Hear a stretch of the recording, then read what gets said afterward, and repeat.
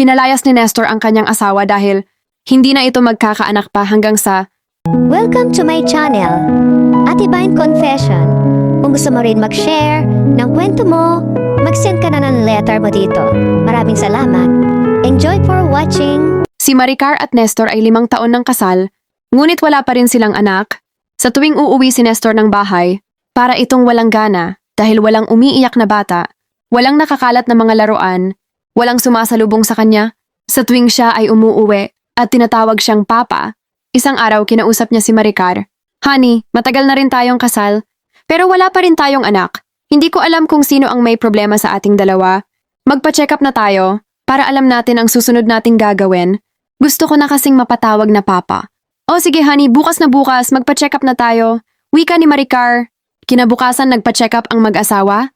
Kitang-kita sa mukha ni Nestor ang pagkabalisa at pag-aalala habang nakaupo sila sa waiting area. Sige ang dasal ni Nestor na sana wala silang problema ng kanyang asawa. Tinawag sila sa loob ng klinik upang suriin. Pagkatapos sinabi sa kanila ng doktor, bumalik sila sa ganung araw, humigit 1 linggo, bago lumabas ang resulta ng kanilang examination. Walang araw na hindi nag-alala si Nestor, samantalang si Maricar ay kampante lamang at sinabi niya kay Nestor, huwag kang mag-alala asawa ko, magiging maayos din ang lahat at magkakaanak din tayo. Siguro hindi pa lang talaga ibinibigay sa atin ng Diyos. Tumango si Nestor at napayakap kay Maricar. Sumapit ang pagbalik nila sa klinik, ngunit may importanteng meeting si Nestor, kung kaya't si Maricar lamang ang nagpunta sa klinik upang alamin ang resulta. Nang mabasa na ni Maricar ang resulta, umiyak ito ng umiyak. Maya-maya biglang tumawag si Nestor. Tinatanong ang resulta.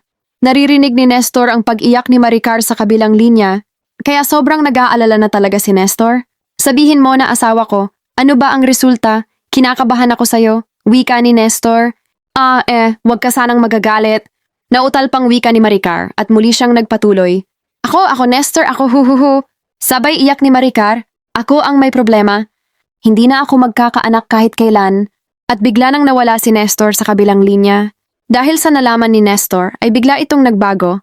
Sa pakikitungo kay Maricar, naging malamig ito. Minsan pa ay hindi pa umuwi ng bahay. Tiniis yon ni Maricar dahil sa pagmamahal niya sa asawa niya. Nagkaroon ng ibang babae si Nestor. Nasa 20 pa lang ito, maganda, batang-bata. Habang kumakain sila sa isang restaurant, sinabi ng babae kay Nestor, Nestor, may magandang balita ako sa'yo. Magiging tatay ka na, ang matagal mo nang pinapangarap. Halos napaiyak si Nestor sa ibinalita ng kanyang kasintahan dahil sa wakas, ang matagal na niyang pinapangarap ay matutupad na, kaya isinama ni Nestor ang kasintahan nito sa bahay nila ni Maricar. Nagulat si Maricar nang umuwi si Nestor na may kasamang babae. Masakit pa sa masakit. Ngunit wala nang sasakit pa sa sinabi ni Nestor. Maricar, umalis ka na sa bahay na ito. Dahil dito natitira ang bago kong makakasama. Dahil magkakaanak na kami. Kunin mo na ang lahat ng gamit mo. At umalis ka na ngayon din.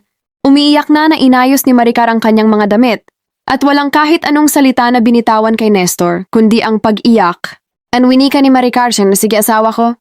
Aalis ako ng tahimik sa bahay na ito. Pero ito ang pagkatandaan mo. Gagawin ko ito dahil mahal na mahal kita, pero sa pag-alis ko ngayon kahit kailan, hinding-hindi mo na ako makikita pang muli. Hindi inintindi ni Nestor ang mga salitang binitiwan ni Maricar. Nang makaalis si Maricar, ilang linggo ang lumipas. Pumasok si Nestor sa dati nilang kwarto ni Maricar. Nililinis niya ito dahil iyon ang gagawin nilang kwarto ng kanyang anak. Habang siya ay naglilinis, nakita niya ang isang box na may lamang notebook. Binasa niya ang nilalaman nito at dito na napaiyak ng husto si Nestor. Nang inanginig ang bawat laman niya, sa nilalaman ng sulat na iyon, dahil nakalagay doon ay isang liham na kung gaano siya kamahal ni Maricar, isang diary, na isinusulat na ni Maricar ang lahat ng kanilang ugnayan sa isa't isa. Sa ilalim ng notebook ay nakita niya ang resulta ng kanilang pagpapa-check up, kung sino ang may problema sa kanilang dalawa, at dito ay parang mauubusan na siya ng hininga. Dahil sa nabasa niya, ang nilalaman ng resulta, siya ang tunay na hindi na magkakaanak pa. Dahil sa pagmamahal ni Maricar, ay inako na lang niya na siya ang may diferensya para hindi masaktan lalo si Nestor at dito. Lalong napaiyak ng husto si Nestor na isip niya na mahal pala talaga siya ni Maricar. Hanggang sa huli, pinanindigan niya na siya ang may kulang dahil sa pagmamahal, pero isang pasakit ang sinukli niya sa asawa niya sabay iyak niya. Inisip din niya kung hindi na siya magkakaanak, kahit kailan sino ang ama ng batang dinadala ng kanyang kasintahan, isa lang ang iniisip ni Nestor. Paano niya maitatama ang mali? At paano niya makakamit ang kapatawaran? At kung makikita pa ba niya ang asawa niya na walang ginawa kundi ang mahalin siya? Anong aral ang makukuha dito sa ating kwento? Comment nyo naman sa baba. Maraming salamat!